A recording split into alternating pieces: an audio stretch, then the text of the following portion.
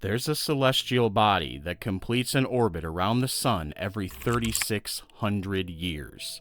This mysterious planet has gained notoriety for its ominous potential impact on Earth.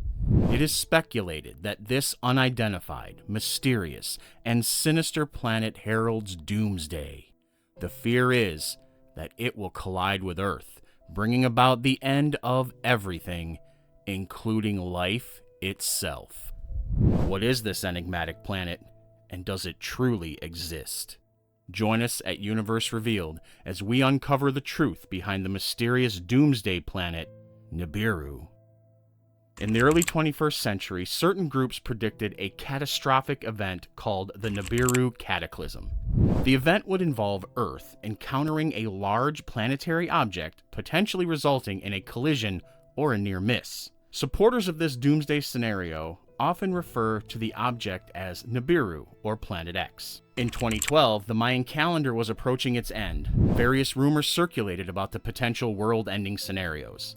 One such theory centered on Nibiru, a purported planet that some believed would collide with Earth by the year's end. However, despite widespread discussion, there was no scientific proof of Nibiru's existence, and our planet continued its journey without encountering any catastrophic collision in 2012. But what exactly stirred up the fear of Nibiru? And is there any truth to this fear? Let's journey back in time to find some answers. The narrative of Nibiru traces back to 1976, when Zecharia Sitchin authored The 12th Planet. In this book, Sitchin utilized his unique interpretation of Sumerian cuneiform to identify a celestial body named Nibiru, said to orbit the sun every 3,600 years. Then in 1995, Nancy Lieder, who described herself as a psychic, introduced this concept to the public. Nancy Lieder founded the website Zeta Talk. She asserts that she communicates with extraterrestrials from the Zeta Reticuli star system through an implant in her brain. According to her, she was selected to alert humanity about an approaching object that was expected to pass through the inner solar system in May 2003, although this date was later changed.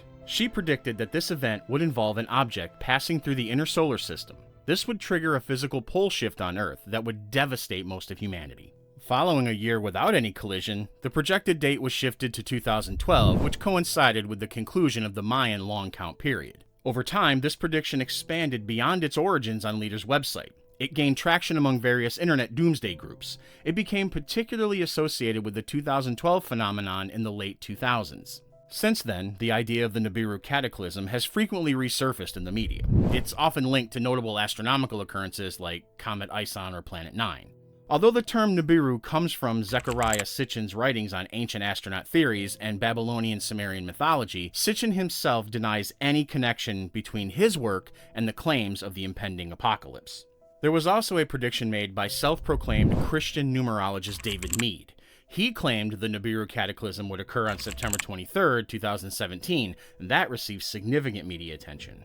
Various bloggers have linked Nibiru with NASA. Due to this alleged association, officials from the space agency issued a statement refuting claims of a large planet heading towards Earth for destruction in 2012. Now let's talk about the actual science and history concerning this purported rogue planet. We'll also discuss a real celestial object, Comet Elenin, which became entangled in the confusion. When Comet Elenin appeared in 2011, many worried that it might be the mysterious planet in disguise. This was despite the notable differences between planets and comets when observed through a telescope. Comets display a gas atmosphere known as a coma and a tail, unlike planets. Instead of colliding with Earth, the comet veered too close to the sun and fragmented. These remaining fragments will continue along their trajectory toward the outer solar system for the next 12,000 years. They will retain their comet-like characteristics rather than forming a cohesive planet. Supporters of the imaginary planet point to a 1984 scientific paper. It was published in the Astrophysical Journal Letters. This paper discussed several infrared sources found in a sky survey that lacked corresponding objects. In astronomy, such surveys are common. They typically involve further investigations that detail the more intriguing sources. In the subsequent study following the 1984 survey, it was found that most of these sources were distant galaxies, not planets. Both papers are publicly accessible. The truth is that an orbit like the one proposed for Nibiru would be within the inner solar system, but it contradicts the principles of celestial mechanics. A planet with an extremely elliptical orbit, taking 3,600 years to circle the sun, would cause disruptions in our 4.5 billion-year-old solar system. After just a few orbits, its gravitational pull would significantly affect the other planets. The hypothetical world's orbit would be altered considerably. This would be caused by the gravitational forces exerted by the other planets. NASA space scientist David Morrison explains that Nibiru did not make a prior close pass by Earth, as some proponents claim in ancient Sumerian times. If it had, Earth would not be in its current nearly circular orbit. Earth would likely have lost its moon as well. Beyond that, if Nibiru were a brown dwarf, the effects would be even more severe due to its greater mass. Backyard telescopes can now frequently observe Pluto. If any large planet was beyond Pluto, it would be easily detected by amateur astronomers. Moreover, if such an object were present in the solar system, it would have passed through the inner solar system numerous times by now. Astronomer Mike Brown points out something interesting about the object's orbit. It would have only remained within the solar system for approximately 1 million years before being ejected by Jupiter. And most importantly, even if such a planet existed, its magnetic field would not impact Earth. Claims made by Leader that the approach of Nibiru would halt Earth's rotation or shift its axis simply violate the laws of physics. The most straightforward and verifiable evidence refuting the existence of the hypothetical planet can be conducted by anyone. As per available information, a planet with a 3,600-year orbit that was predicted to collide with Earth in 2012 would have been visible by the naked eye. Simple calculations indicate that by April of 2012, it would have been brighter than the faintest star seen from a city. It would also be as bright as Mars at its least luminous. This level of brightness would have made it observable to astronomers worldwide. The common argument against this is the accusation of a cover-up. However, there are hundreds of thousands of amateur astronomers globally, many of whom own telescopes. Additionally, most of the numerous professional astronomers are affiliated with private universities, not the government. In 2012, astronomer David Morrison highlighted that, quote, NASA and the government primarily rely on information from external astronomers, not the other way around, end quote. Both amateur and professional astronomers collectively form a significant number of individuals. They would have observed a new celestial object in the sky. The conclusion is clear. The idea of a planet-sized object hitting or passing close to Earth anytime soon lacks scientific support. Astronomers and planetary scientists dismiss it as pseudoscience and an online hoax. If such an object were real, its presence would have already caused noticeable disturbances in the orbits of the other planets. Fear-inducing doomsday reports are widespread on the internet. It's important to recognize that this is not a new phenomenon. People have been predicting the end of the world for centuries. While rumors spread rapidly online, the same technology allows us easier access to scientific evidence regarding such events.